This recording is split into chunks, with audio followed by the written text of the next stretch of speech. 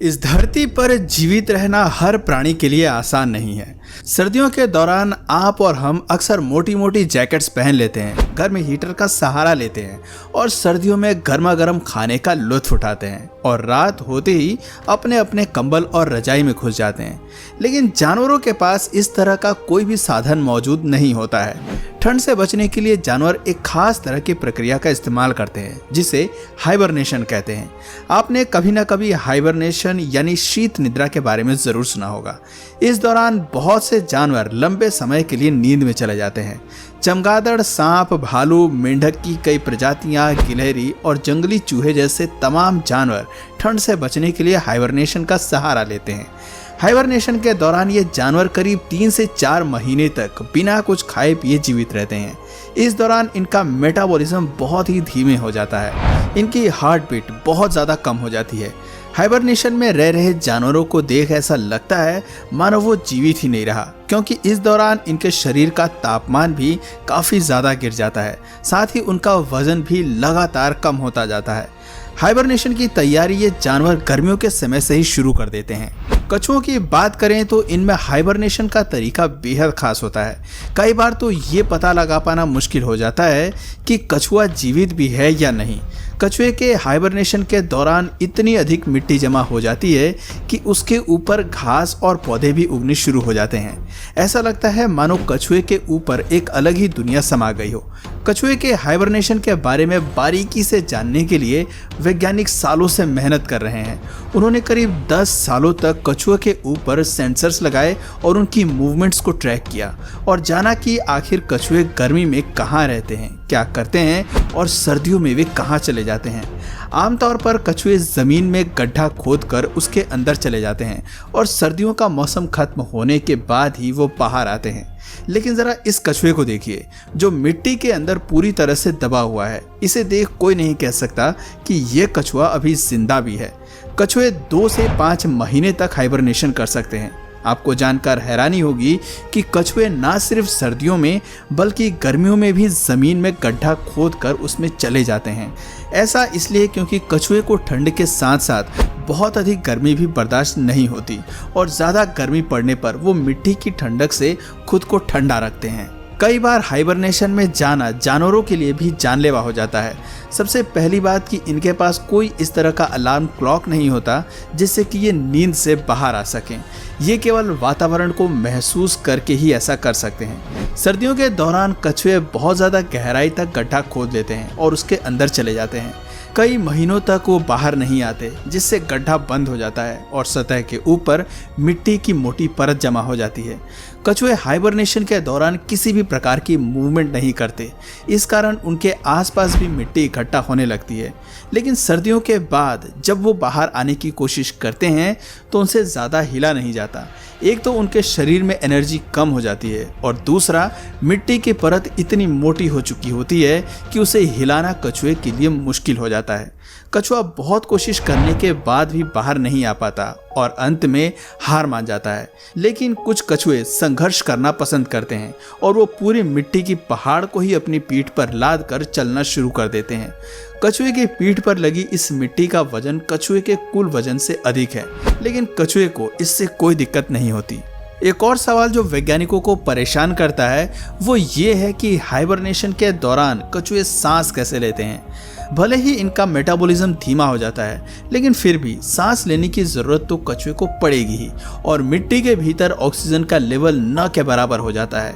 ऐसे में ये कछुए एक दूसरे प्रकार के मेटाबॉलिज्म को अपनाते हैं। वो खुद को ऑक्सीजन फ्री मोड पर स्विच कर देते हैं। कछुए अपने बॉडी फैट, अपने स्किन और अन्य रसायनों की मदद से एक खास प्रकार का एंजाइम क्रिएट करते हैं जिसकी वजह से उन्हें ऑक्सीजन की ज़रूरत नहीं पड़ती।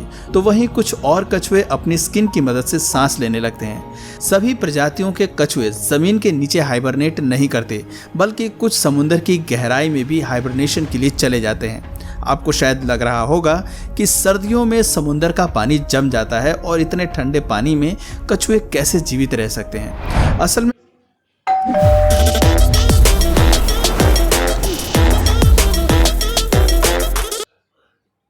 जरूरी बातें पहले ही हो जानी चाहिए। सिर्फ जीवन साथी पे है फ्री चैट, पहले बात फिर जीवन भर का साथ। Download now. असल में जहाँ बहुत अधिक ठंड पड़ती है वहाँ समुद्र में पानी की केवल सबसे ऊपरी लेयर ही जम पाती है और गहराई में तापमान सामान्य ही रहता है। ऐसे में कछुए समुद्र के भीतर गहराई में आसानी से हाइबरनेट कर लेते हैं। लेकिन यदि ये कछुए पानी में ऊपर मौजूद हों या किसी एक्वेरियम में उन्हें रखा जाए और वो पानी जम जाए तो कछुए के लिए बड़ी मुसीबत साबित हो जाती है। साल 2016 में चीन में अत्यधिक ठंड के कारण कई एक्वेरियम जम गए थे और पानी के साथ साथ कछुआ भी फ्रीज हो गया। बहुत से कछुओं की इसमें मौत हो गई थी, पर कुछ समझदार लोगों ने कछुओं को बचा लिया।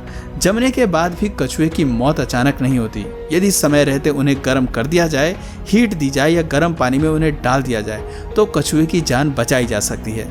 चीन से ऐसे कई फुटेज सामने आई थी जिसमें कछुआ पानी के साथ ही जम गया था। दोस्तों, इस तरह की घटना मछलियों के साथ भी कई बार देखी जा चुकी है। कुछ मछलियां पानी की ऊपरी सतह में रहना पसंद करती हैं। बर्फ की मोटी चादर जब झील में या समुद्र में जम जाती है तो इसके साथ ही कई मछलियां भी फ्रीज हो जाती हैं। ठंड में मछलियों का मेटाबॉलिज्म बहुत ही स्लो हो जाता है, उनमें सफोकेशन होने लगता है। असल में बर्फ जमने के कारण पानी का ऑक्सीजन लेवल धीरे धीरे कम होने लगता है। ऑक्सीजन लेवल कम होने के कारण मछलियां ऊपर की तरफ मूव करती हैं, लेकिन उन्हें पता नहीं होता कि ये उनके लिए और भी ज़्यादा खतरनाक हो सकता है। यानी मछलियां गहराई में नहीं जा सकती हैं क्योंकि वहाँ ऑक्सीजन लेवल कम है, और यदि ऊपर की तरफ जाएं तो बर्फ के साथ जमने का खतरा बना रहता है। लेकिन ये कुदरत है जिसके आगे मछलियां तो क्या, इंसान भी बेबस नजर आता है। वुड फ्रॉग्स का हाइबरनेशन का तरीका बेहद अनोखा और निराला होता है। ये अन्य जानवरों की तरह किसी गर्म जगह की तलाश नहीं करते, बल्कि किसी भी पेड़ या पत्ते के नीचे अपना ठिकाना बना लेते हैं और अपनी बॉडी के ऊपर बर्फ की एक लेयर को जमा होने देते हैं। बर्फ में जमने के बाद भी ये मेंढक जमते नहीं हैं। हालांकि जमने के कारण मेंढक की ऊपर की लेयर बहुत हार्ड और क्रंची हो जाती है, लेकिन साथ ही मेंढक के अंदर एक अलग प्रकार का प्रोटीन बनना शुरू हो जाता है। साथ ही इस दौरान मेंढक का लिवर अतिरिक्त ग्लूकोज का निर्माण करना शुरू कर देता है, जिससे मेंढक को जिंदा रहने की ताकत मिल जाती है।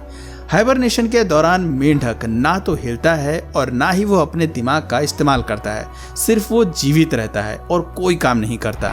मौसम बदलने पर मेंढक के ऊपर मौजूद बर्फ की लेयर पिघलने लगती है और वो फिर से नॉर्मल हो जाता है।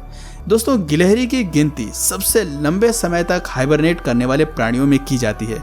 कुछ गिलहरियां 8 महीनों तक भी हाइबरनेशन पीरियड में रहती हैं।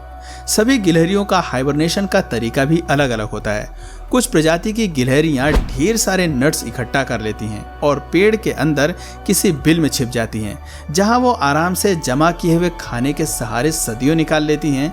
तो वहीं कुछ गिलहरियां पूरी तरह से सिकुड़ जाती हैं। ये ठीक वैसा ही है जैसे कि इंसान ठंड लगने पर करते हैं, हम सिकुड़ कर सोना शुरू कर देते हैं। हाइबरनेशन के दौरान गिलहरियों की heart beat 1 beat per minute रह जाती है। गिलहरी हाइबरनेशन पर जाने से पहले बहुत अधिक पानी पीती है, जिससे उनका खून पतला हो जाता है। कई बार गिलहरियों के साथ वैज्ञानिक एक्सपेरिमेंट भी कर चुके हैं। उन्हें एक बॉक्स में रखकर फ्रिज में रख दिया जाता है। सेंसर्स और कैमरे की मदद से गिलहरी की निगरानी की जाती है।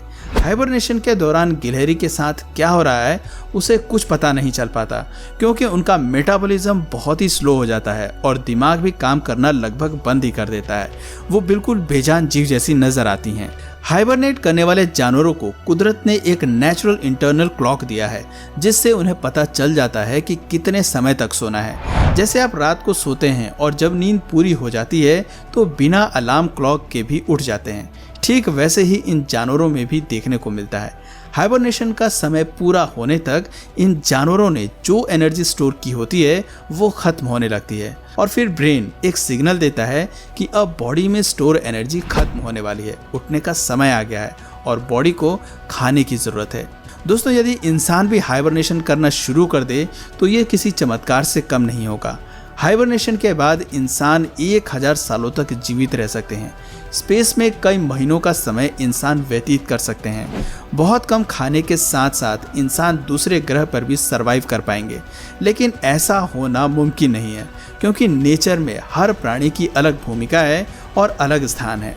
पर दोस्तों, आपकी नज़र में क्या कभी इंसान फ्यूचर में इस तरह का हाइबरनेशन कर पाएगा या नहीं? अपना सुझाव कमेंट करके ज़रूर बताएं। उम्मीद करते हैं आपको हमारी आज की ये वीडियो काफ़ी अच्छी लगी।